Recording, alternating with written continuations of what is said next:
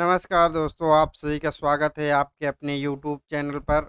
और मेरा नाम है ब्रिजेश कुमार। और हमने एक सीरीज़ शुरू की है उड़ान सीरीज़। इस सीरीज़ में हम लोग क्या कर रहे हैं कि लूसेंट की जो ऑब्जेक्टिव बुक है, इसको पूरा कंप्लीट एक तरफ से कर रहे हैं। वन बाय वन टॉपिक को उठा रहे हैं और पूरे टॉपिक एक वीडियो में कंप्लीट कर रहे हैं और एक एक क्वेश्चन पूरा अच्छे से डिस्कस भी कर रहे हैं। तो आज की ये इस सीरीज की 9वीं वीडियो है। इसके पहले 8 वीडियो इसी चैनल पर अपलोड कर दिया है। और 9वीं वीडियो में जो टॉपिक है वो गुप्त उत्तर काल या वर्धन वंश जो था, इसके बारे में हम इस वीडियो में डिस्कस करने वाले हैं। और मैं देख रहा हूँ कि आप लोग वीडियो पूरा नहीं देख रहे हैं। अगर आप लोग को वीडियो नहीं पसंद आ रही है तो हमें कमेंट करके ज़रूर बताएं कि वीडियो में क्या कमी है, जिससे कि हम उस कमी को सुधार करें और वीडियो ज़्यादा से ज़्यादा अच्छी बन सके और आप लोगों को ज़्यादा से ज़्यादा हेल्पफुल हो। एग्ज़ाम जो भी एग्ज़ाम आने वाले हैं, आप लोग को ये वीडियो मैं जो बना रहा हूँ सारी वीडियो बहुत ज़्यादा आप लोग को एग्ज़ाम में हेल्पफुल रहेगा। ऐसा नहीं किसी एक एग्ज़ाम के लिए लूसेंट की बुक है, लूसेंट की बुक सारे एग्ज़ामों के लिए पढ़ना बहुत ज़रूरी है। तो चलिए वीडियो को शुरू करते हैं। थानेश्वर में वर्धन वंश या पुष्पभूति वंश की स्थापना किसने की थी? थानेश्वर में वर्धन वंश या पुष्पभूत वंश की स्थापना किसने की थी? अब देखिए, इस क्वेश्चन को करने से पहले मैं थोड़ा सा बता देता हूँ पीछे का बैकग्राउंड क्या था। कि जो गुप्त वंश था, तो गुप्त वंश खत्म होने के बाद कई वंश शुरू होता है। कई वंश है निकल के आते, जैसे मैत्रक वंश या हुड़ों का शासन या मौखिर वंश या यशोवर्धन वंश, ये सारे वंशों में से। और उसी टाइम एक आता है पुष्पभूति वंश, और पुष्पभूति वंश जो था ये सबसे विशाल और सबसे शक्तिशाली वंश वंश था। तो यही हमें बताना है कि जो मतलब तब उसके बाद तो यही इसी वर्धन वंश के बारे में हमें पढ़ना होता है।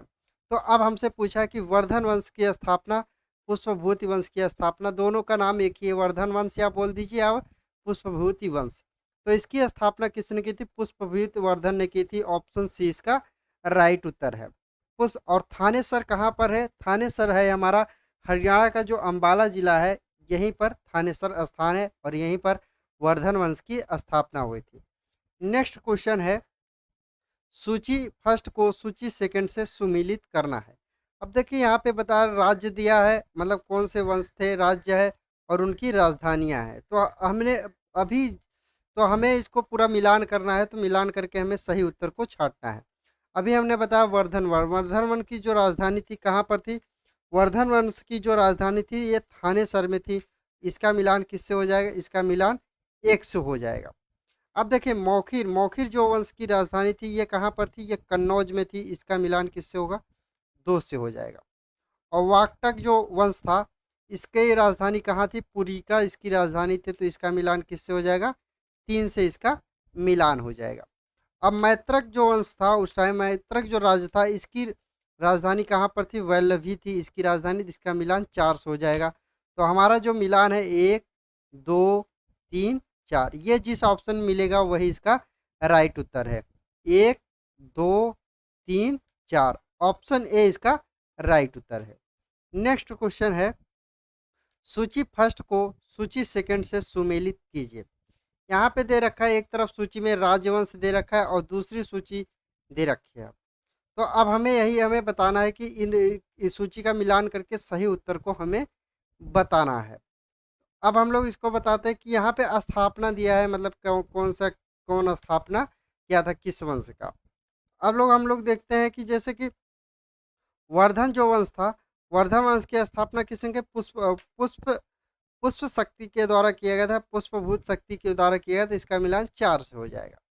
और मौखिर जो वंश था, इसकी स्थापना किसके द्वारा किया गया था? इसकी स्थापना ईशान वर्मा के द्वारा किया गया था। तो इसका मिलान किससे हो जाएगा? दो से इसका मिलान हो जाएगा।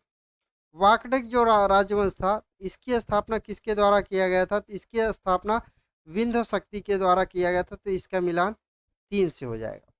और मैत्रक जो था, ये मैत्रक इसकी स्थापना किसके द्वारा की गई थी? भाटक के द्वारा की थी। तो इसका मिलान एक से हो जाएगा। तो हमारा मिलान क्या बन रहा है? चार, चार हो रहा है। उसके बाद हमारा क्या है? दो है। उसके बाद तीन, उसके बाद एक। ये जिसमें होगा वही राइट उत्तर हो जाएगा। चार, दो, तीन, एक। तो ऑप्शन बी में ये मैच कर रहा है। ऑप्शन बी इसका राइट उत्तर है। नेक्स्ट क्वेश्चन है, कादम्ब राज्य की स्थापना मयूर शर्मन ने की थी, उसने अपनी राजधानी कहाँ पर बनाई थी? कदम्ब जो राज्य की स्थापना मयूर शर्मन ने की थी, उसने अपनी राजधानी कहाँ पे बसाई थी? तो ये जो राजधानी बसाई थी वैजयंती या वनवासी में बसाई थी, तो ऑप्शन सी इसका राइट उत्तर है। नेक्स्ट क्वेश्चन है, निम्नलिखित में वह अंतिम बौद्ध राजा कौन था जो संस्कृत का महान विद्वान और लेखक था? तो ऐसा कौन सा जो अंतिम बौद्ध राजा था जो संस्कृत का महान विद्वान और लेखक था? तो ये था हर्षवर्धन। ऑप्शन सी इसका राइट उत्तर हो जाएगा। हर्षवर्धन जो था ये बौद्ध धर्म का अंतिम राजा था और संस्कृत का सबसे महान विद्वान और लेखक था। नेक्स्ट क्वेश्चन है, हर्षचरित किसके द्वारा लिखी गई है? हर्षचरित जो पुस्तक है ये किसके द्वारा लिखा गया है? तो ये लिखा गया है बाणभट्ट के द्वारा। ऑप्शन बी इसका राइट उत्तर है। और ये क्वेश्चन बहुत ज़्यादा बार बार एग्जाम में पूछा जाता है। नेक्स्ट क्वेश्चन है, हर्षवर्धन के समय में कौन सी चीनी तीर्थयात्री भारत आया था? हर्षवर्धन के टाइम में कौन सा ऐसा चीनी यात्री था जो भारत आया था? तो वो हेनसांग था। हेनसांग जो था ये हर्षवर्धन के टाइम में आया था। ऑप्शन डी इसका राइट उत्तर हो जाएगा, हेनसांग। और फायान जो था ये भी एक चीनी यात्री था। ये चंद्रगुप्त द्वितीय के टाइम में, फायान चंद्रगुप्त द्वितीय के टाइम में आया था। और मेगास्थनीज जो था ये सिकंदर के साथ भारत आया था। और जो चंद्रगुप्त मौर्य था उसके टाइम में मेगास्थनीज भारत आया था। नेक्स्ट क्वेश्चन है, चैल्युक राजा पुलकेशिन सेकंड को किसने पराजित किया था? चैल्युक के राजा पुलकेशिन सेकंड को किसने पराजित किया था? इनको पराजित किया था नरसिंह वर्मन फर्स्ट ने पराजित कर दिया था। ऑप्शन बी इसका राइट उत्तर है। नेक्स्ट क्वेश्चन है, किस व्यक्ति को द्वितीय अशोक कहा जाता है? किस व्यक्ति को द्वितीय अशोक कहा जाता है? और ये क्वेश्चन बहुत ज़्यादा एग्जाम में पूछा जाता है।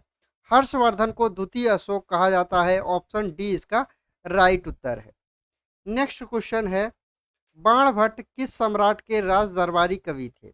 बाणभट्ट किस सम्राट के राज दरबारी कवि थे? तो ये थे हर्षवर्धन के राज दरबारी कवि थे। ऑप्शन सी इसका राइट उत्तर हो जाएगा। नेक्स्ट क्वेश्चन है, हर्ष और पुलकेशिन सेकंड के मध्य हुए संघर्ष की जानकारी कहाँ से प्राप्त होती है, कहाँ से मिलती है? हर्ष और पुलकेशिन सेकंड के मध्य जो संघर्ष हुआ या लड़ाई हुई थी उसकी जानकारी हमें कहाँ से प्राप्त हुई थी? तो ये ऐहोल जो अभिलेख है यहाँ से हमें इसकी जानकारी मिलती है। ऑप्शन ए इसका राइट उत्तर है। नेक्स्ट क्वेश्चन है, प्रतापशील हुण हरिण केसरी, प्रतापशील हुण हरिण केसरी महाराजाधिराज नामक उपाधियां निम्न में से किसने धारण की थी? तो यही हमें बताना है। तो ये उपाधि किसने धारण की थी? तो ये धारण की थी प्रभाकर वर्धन ने धारण की थी। ऑप्शन बी इसका राइट उत्तर है। नेक्स्ट क्वेश्चन है, सम्राट हर्ष ने अपनी राजधानी थानेश्वर से कहाँ स्थानांतरित की थी? सम्राट जो हर्षवर्धन था इसने अपनी राजधानी थानेसर से कहाँ पर स्थानांतरित की थी? ये कन्नौज में स्थानांतरित की थी। ऑप्शन सी इसका राइट उत्तर है। और कन्नौज कहाँ पड़ता है? मध्य प्रदेश में कन्नौज पड़ता है। नेक्स्ट क्वेश्चन है, शकलोत्तर पथनाथ, शकलोत्तर पथनाथ किसे कहा जाता है? शकलोत्तर पथनाथ किसे कहा जाता है? तो ये कहा जाता है हर्षवर्धन को। ऑप्शन बी इसका राइट उत्तर है। नेक्स्ट क्वेश्चन है, हेनसांग ने किसे शीलादित्य कहा है? हेनसांग ने किसे शीलादित्य कहा है? तो ये कहा है हर्षवर्धन को। ऑप्शन डी इसका राइट उत्तर है। हेनसांग ने किसे शीलादित्य कहा है? तो ये हर्षवर्धन को कहा है। नेक्स्ट क्वेश्चन है, गुप्त वंश के हर्ष के पश्चात उत्तर भारत में बड़े भाग का पुनर्गठन किसने किया था? गुप्त वंश के हर्ष के पश्चात उत्तर भारत में बड़े भाग का पुनर्गठन किसने किया था? तो ये हर्षवर्धन ने किया था। ऑप्शन सी इसका राइट उत्तर है। नेक्स्ट क्वेश्चन है, बंगाल का कौन सा शासक हर्ष का समकालीन था? बंगाल का कौन सा ऐसा शासक था जो हर्ष के समकालीन था? तो ये शशांक जो था ये हर्ष के समकालीन हुआ करता था। ऑप्शन ए इसका राइट उत्तर है। नेक्स्ट क्वेश्चन है, चैल्युक शासक पुलकेशिन सेकंड ने किस नदी के किनारे हर्षवर्धन को परास्त किया था? चैल्युक का जो शासक था पुलकेशिन सेकंड, ये हर्षवर्धन को किस नदी के किनारे हराया था, तो यही पूछा है। तो इसने नर्मदा नदी के तट पे हराया था। ऑप्शन सी इसका राइट उत्तर है। नेक्स्ट क्वेश्चन है, हर्ष के शासनकाल में उत्तर भारत का सबसे महत्वपूर्ण शहर कौन सा था? हर्ष के शासनकाल में उत्तर भारत का सबसे महत्वपूर्ण शहर कौन सा था? तो ये कन्नौज जो शहर है ये सबसे महत्वपूर्ण शहर था। ऑप्शन सी इसका राइट उत्तर है। नेक्स्ट क्वेश्चन है, हर्ष की जीवनी किसने लिखी है? हर्षवर्धन की जो जीवनी है ये किसके द्वारा लिखा गया है? ये तो बाणभट्ट के द्वारा लिखा गया है। ऑप्शन बी इसका राइट उत्तर है। नेक्स्ट क्वेश्चन है, हर्षवर्धन अपनी धार्मिक सभा कहाँ किया करता था? हर्षवर्धन जो था ये अपनी धार्मिक सभा प्रयागराज में किया करता था। ऑप्शन बी इसका राइट उत्तर है, प्रयाग। नेक्स्ट क्वेश्चन है, वर्धन वंश की राजधानी थानेश्वर किस प्रदेश में स्थित है? तो जो वर्धन वंश की राजधानी है थानेसर, ये किस प्रदेश में है? तो मैंने पहले बताया था। तो थानेसर कहाँ पड़ता है? हरियाणा अंबाला जिला में पड़ता है। ऑप्शन बी इसका राइट उत्तर है। नेक्स्ट क्वेश्चन है, हर्षवर्धन की बहन राजश्री का विवाह किसके साथ हुआ था? हर्षवर्धन की जो बहन थी राजश्री, इनका विवाह किसके साथ हुआ था? तो ये जो हुआ था मौखिर नरेश ग्रहवर्मन से हुआ था इसका विवाह। ऑप्शन बी इसका राइट उत्तर है। नेक्स्ट क्वेश्चन है, हर्षवर्धन के अग्रज राज्यवर्धन सेकंड की हत्या किसने की थी?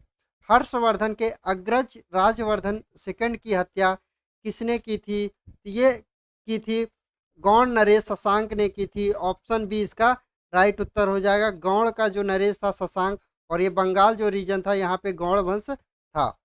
नेक्स्ट क्वेश्चन है, हर्षवर्धन ने 606 ईस्वी में हर्ष सावंत की स्थापना किस उपलक्ष्य में की थी? हर्षवर्धन ने 606 ईस्वी में हर्ष सावंत की स्थापना किसके उपलक्ष्य में किया था? तो ये किया था अपने राज्यारोहण के उपलक्ष्य में किया था। अपने राज्यारोहण के उपलक्ष्य में किया था। ऑप्शन ए इसका राइट उत्तर है। नेक्स्ट क्वेश्चन है, कौन वर्धन वंश की राजधानी थानेश्वर से कन्नौज ले गया था? ऐसा कौन सा राजा था जिसने वर्धन वंश की राजधानी जो थानेश्वर थी यहाँ से इसने कन्नौज स्थानांतरित कर दिया था? तो ये हर्षवर्धन के द्वारा किया गया था। ऑप्शन ए इसका राइट उत्तर है। नेक्स्ट क्वेश्चन है, कन्नौज किस प्रदेश में स्थित है? कन्नौज जो शहर है ये किस प्रदेश में स्थित है? तो ये उत्तर प्रदेश में स्थित है। ऑप्शन ए इसका राइट उत्तर है। नेक्स्ट क्वेश्चन है, हेनसांग की भारत में यात्रा के समय सूती कपड़ों के उत्पादन के लिए सबसे प्रसिद्ध नगर था। हेनसांग की भारत जब यात्रा किया था सूती कपड़ों के लिए उत्पादन के लिए सबसे प्रसिद्ध नगर कौन सा था? तो जो मथुरा है ये सूती कपड़ों के उत्पादन के लिए सबसे प्रसिद्ध नगर था हेनसांग के टाइम में। ऑप्शन बी इसका राइट उत्तर है। नेक्स्ट क्वेश्चन है, कवि बाणभट्ट निवासी थे। कवि जो बाणभट्ट हैं ये कहाँ के निवासी थे? तो ये थानेश्वर जो हरियाणा में पड़ता है वहाँ के निवासी थे। ऑप्शन बी इसका राइट उत्तर है। और वर्धन वंश की राजधानी हुआ करती थी पहले। नेक्स्ट क्वेश्चन है, नागानंद का रचनाकार कौन था? नागानंद का रचनाकार कौन था? नागानंद के रचनाकार थे हर्षवर्धन। ऑप्शन बी इसका राइट उत्तर है। नेक्स्ट क्वेश्चन है, सम्राट हर्षवर्धन ने 2 महान धार्मिक सम्मेलनों का आयोजन किया था। सम्राट हर्षवर्धन ने 2 महान धार्मिक सम्मेलनों का आयोजन किया था। और ये कहाँ कहाँ किया था? तो कन्नौज व प्रयाग में किया था। ऑप्शन ए इसका राइट उत्तर है। नेक्स्ट क्वेश्चन है, नागानंद रालावती एवं प्रियदर्शिका नाटकों के नाटककार थे। नागानंद रालावती एवं प्रियदर्शिका नाटकों के नाटककार कौन थे? तो ये हर्षवर्धन थे। ऑप्शन डी इसका राइट उत्तर है। नेक्स्ट क्वेश्चन है, गुज्जरों को किस शासक ने पराजित किया था? गुज्जर जो थे इनको किस शासक ने पराजित किया था? तो ये पराजित किया था हर्षवर्धन ने। ऑप्शन सी इसका राइट उत्तर है, हर्षवर्धन। नेक्स्ट क्वेश्चन है, आज भी भारत में हेनसांग को याद करने का मुख्य कारण है। भारत में आज भी हेनसांग को क्यों याद किया जाता है? तो ये याद किया जाता है सियुंग की रचना जो की थी हेनसांग ने, इसीलिए इसको याद किया जाता है। ऑप्शन डी इसका राइट उत्तर है। नेक्स्ट क्वेश्चन है, हर्षवर्धन के विजय जीवन में एकमात्र पराजय देने वाला पुलकेशिन सेकंड कहाँ का शासक था? हर्षवर्धन के विजय जीवन में एकमात्र पराजय देने वाला पुलकेशिन सेकंड कहाँ का राजा हुआ करता था? ये वातपी या बदामी का राजा हुआ करता था। ऑप्शन ए इसका राइट उत्तर है। नेक्स्ट क्वेश्चन है, हर्षवर्धन ने अपनी पुत्री का विवाह वल्लभी नरेश से किया, जो कि उनकी एक बड़ी कूटनीति उपलब्धि थी। वल्लभी नरेश का नाम था, तो वल्लभी नरेश का क्या नाम था? तो यही पूछा है। तो इनका जो नाम था ध्रुव सेन सेकेंड। ऑप्शन ए इसका राइट उत्तर है। नेक्स्ट क्वेश्चन है, 641 ईस्वी में किसने चीन के राजा ताई त्युंग सुंग के पास एक राजदूत भेजा? 641 ईस्वी में किसने चीन के राजा ताई त्सुंग के पास एक राजदूत भेजा? ये किसने भेजा था? ये हर्षवर्धन ने भेजा था। ऑप्शन डी इसका राइट उत्तर है। नेक्स्ट क्वेश्चन है, हर्षवर्धन के भारतीय मिशन के जवाब में चीनी सम्राट ताइसुंग ने 3 चीनी मिशन हर्षवर्धन के दरबार में भेजे, जिसमें से एक मिशन हर्षवर्धन के मरणोपरांत पहुंचा। अंतिम मिशन में शामिल उस चीनी राजदूत का क्या नाम है जिसने हर्ष की मृत्यु के तुरंत बाद जो घटनाक्रम घटित हुआ उसका विस्तार वर्णन किया? तो ये विस्तार का इसका वर्णन किसने किया था? तो ये वांग हवेन तेसे ने किया था। ऑप्शन ए इसका राइट उत्तर है। नेक्स्ट क्वेश्चन है, किस चीनी यात्री को वर्तमान शाक्य मुनि एवं यात्रियों में राजकुमार कहा जाता है? ये क्वेश्चन बहुत ज़्यादा एग्जाम में पूछा जाता है। तो हेन सांग जो था इसको यात्रियों का राजकुमार कहा जाता है। ऑप्शन बी इसका राइट उत्तर है। नेक्स्ट क्वेश्चन है, हेनसांग भारत में लगभग कितने साल तक रहा? हेनसांग जो था ये भारत में लगभग कितने सालों तक रहा? ये 15 सालों तक लगभग रहा। ऑप्शन सी इसका राइट उत्तर है। नेक्स्ट क्वेश्चन है, हेनसांग के समार्थ एवं महायान धर्म के प्रचारार्थ हर्षवर्धन ने कहाँ महासभा का आयोजन 643 ईस्वी में कराया था? 643 ईस्वी में कहाँ पर कराया था? तो ये पूछा, ये कन्नौज में कराया था। ऑप्शन ए इसका राइट उत्तर है। नेक्स्ट क्वेश्चन है, कुंभ मेला को प्रारंभ करने का श्रेय किसे दिया जाता है? कुंभ मेला को प्रारंभ करने का श्रेय किसे दिया जाता है? तो ये हर्षवर्धन को दिया जाता है। ऑप्शन सी इसका राइट उत्तर है।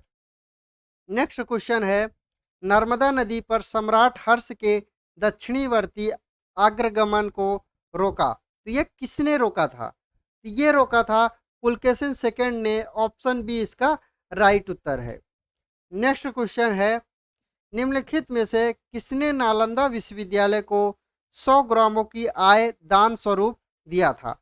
निम्नलिखित में से किसने नालंदा विश्वविद्यालय को 100 ग्रामों की आय दान स्वरूप दिया था? तो ये जो दिया था ये हर्षवर्धन ने दिया था। ऑप्शन डी इसका राइट उत्तर है।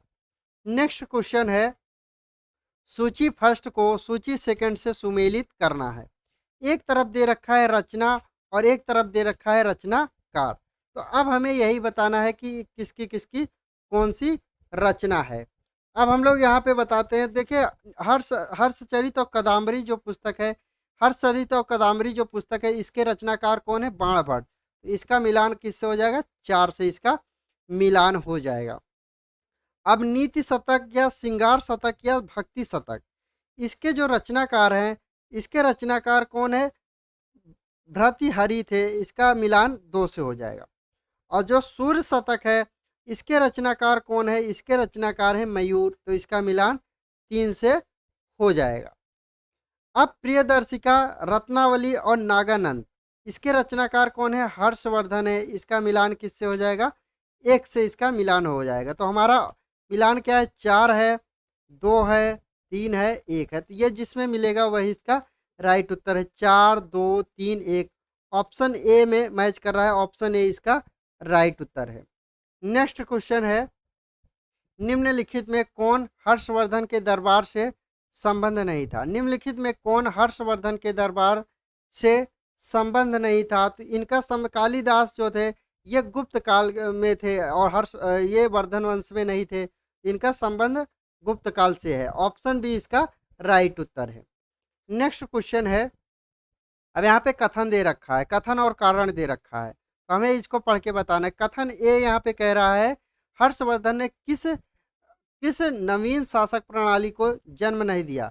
हर्षवर्धन ने किसी नवीन प्रणाली शासन को जन्म नहीं दिया, बिल्कुल सही बात है। अब कारण यहाँ पे क्या कह रहा है कि हर्षवर्धन ने गुप्त शासन प्रणाली को कुछ संशोधनों के साथ अपनाया था, ये भी बिल्कुल सही बात है। यहाँ पे ए और आर दोनों सही है तथा आर ए की सही व्याख्या कर रहा है, तो इसीलिए इसका राइट उत्तर हो जाएगा ऑप्शन ए। नेक्स्ट क्वेश्चन है, कौन सही सुमेलित है। यहाँ पे हमें बताना है कि कौन सही तरीके से सुमेलित है। यहाँ पे सुमेलित है पूछा है, तो यही हमें बताना है। तो देखिए, अवंती जो है हर्षवर्धन का प्रधानमंत्री होता था, उसको अवंती बोला जाता है। सिंघानंद जो होते थे, इनको महासेनापति बोला जाता था, सिंघानंद को। और कुंतल जो था, ये सेनापति था, अश्व सेनापति। इसीलिए सभी सही है। ऑप्शन डी इसका राइट उत्तर है। उपयुक्त सभी सही है, सभी का मिलान सही है।